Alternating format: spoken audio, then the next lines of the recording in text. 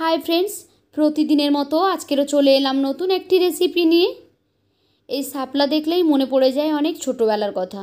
মা তখন আমাদের রান্না করে খাওয়াতো অনেক ছোটোবেলায়। আর এগুলো তো বড় হওয়ার পর আমরা খেতেই পাই না, শহরে তো এগুলো দেখাও যায় না। আজকের বানাবো শাপলার রেসিপি।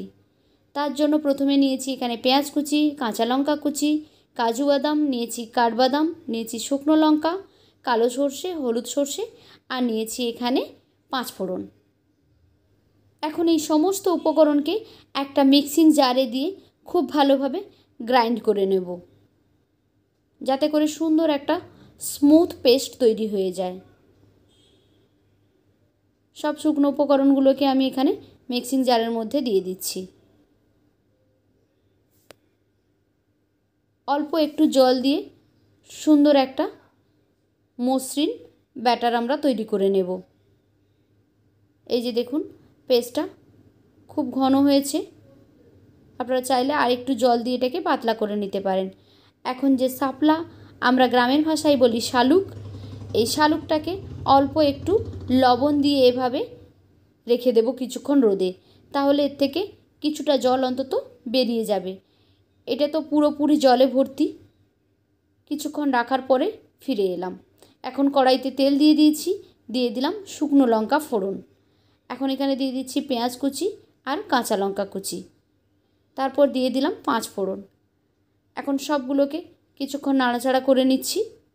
নাড়াচাড়া করে নিয়ে যে শালুকগুলো রেখেছিলাম সেগুলোকে এখানে দিয়ে দিলাম। একবার আপনারা এভাবে রান্না করে দেখতে পারেন। জানি না কে কেমনভাবে রান্না করে, তবে এভাবে একবার রান্না করে দেখতে পারেন। আশা করছি অনেক ভালো লাগবে, আর এর টেস্ট আপনারা ভুলতেও পারবেন না, এতটা সুন্দর হবে। এখন কিছুক্ষণ নাড়াচাড়া করে নিচ্ছি। দেখুন, অনেকটাই কিন্তু রস বেরিয়ে গেছে আর এটা সেদ্ধও হয়ে এসেছে। এবার আমরা আগে যে মশলাটা তৈরি করে রেখেছিলাম সেই মশলাটা এখানে দিয়ে দিলাম। দিয়ে দিয়েছি এখানে 1 চামচ চিনি। আগেই আমরা লবণ দিয়ে রেখেছিলাম, সেই জন্য এখানে লবণ দেওয়ার আর কোনো প্রয়োজন নেই। আপনারা একবার চেক করে দেখে নেবেন, যদি মনে হয় তাহলে লবণটা অ্যাড করবেন। এখন পুরো মশলাটাকে এই শালুকের সঙ্গে মিক্স করে নিয়েছি। দেখুন, এতে করে কিন্তু আলাদা করে জল দেওয়ার প্রয়োজন নেই। এর নিজস্ব যে জল থাকে সেই জলেই কিন্তু এটা রান্না হয়ে যায়। আরও কিছুক্ষণ এটাকে আমি রান্না করে নিচ্ছি।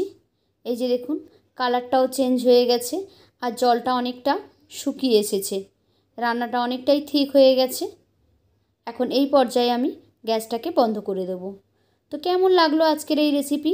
যদি ভালো লেগে থাকে তাহলে লাইক, কমেন্ট অ্যান্ড শেয়ার করবেন। আর এইরকমই সহজ সরল রেসিপি পেতে আমার চ্যানেলটিকে সাবস্ক্রাইব করে বেল আইকনে ক্লিক করে নোটিফিকেশান অন করে দেবেন। তাহলে যখনই আমি কোনো নতুন ভিডিও আপলোড করব সেই ভিডিও নোটিফিকেশান সবার আগে পৌঁছে যাবে আপনাদের ফোনে।